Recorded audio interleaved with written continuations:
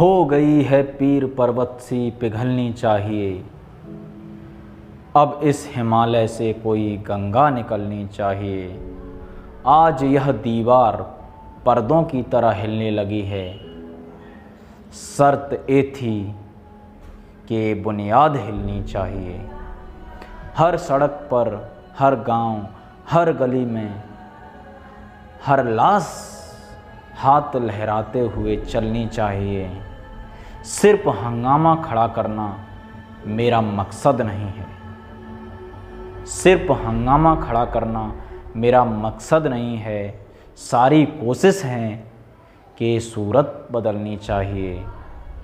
आग मेरे सीने में ना सही, तेरे सीने में सही, हो कहीं भी मगर ये आग जलनी चाहिए। जटाटवी गलज्जल प्रवाह पावितस्थले कलेवलम्ब्य लम्बितां भुजंग तुंग मालिकां तमड्डमड्डमन्निनादवड्डमर्वयं चकार चंड तांडवं तनोतु नः शिव शिव।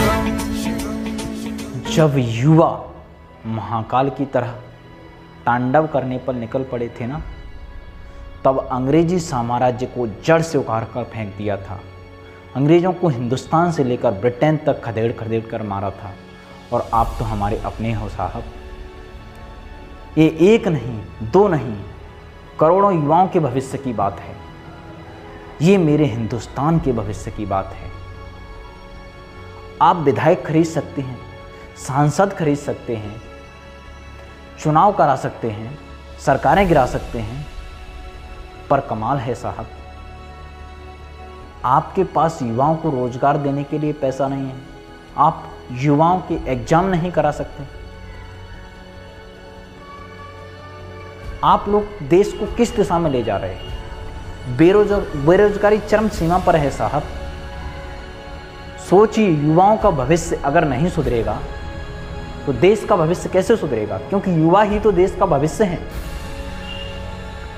कोरोना महामारी से ज़्यादा बड़ी महामारी बेरोजगारी है साहब। ना तो ये जीने देती है, ना मरने देती है। क्या बोला था आपने? हाँ, कि मैं देश नहीं झुकने दूंगा। अरे झुकने की बात, आपने देश को गड्ढे में पटक दिया है साहब, देश को गड्ढे में पटक दिया है। वो चीन जिसने सारी दुनिया को कोरोना दिया, वो चीन की जीडीपी प्लस 3.2% है। और हमारे भारत की जीडीपी, हमारे भारत की विकास दर कितनी है? -32.9%, यानी कि माइनस में, गड्ढे में चला गया देश। हमारे देश से ज़्यादा जीडीपी तो छोटे मोटे गरीब देशों की भी है। अब इसकी तुलना तो कुछ मूर्ख हैं, वो पाकिस्तान से भी कर सकते हैं, मगर मैं अपने देश की तुलना पाकिस्तान से नहीं कर सकता साहब। अपने देश की तुलना पाकिस्तान से नहीं कर सकता। आपने कहा था कि मैं चौकीदार हूं, देश में चोरियां रोकूंगा, लेकिन इतिहास गवाह है साहब, दुनिया में जितनी भी चोरियां होती हैं उनमें से 95% चोरियां चौकीदार की निगरानी में होती हैं, और यही मेरे देश में हुआ है। आपके पास युवाओं के लिए कोई प्रोजेक्ट नहीं है, युवाओं के लिए कोई आपने मैनिफेस्टो तैयार नहीं किया था। आपने कहा था कि 2 करोड़ नौकरियां देंगे।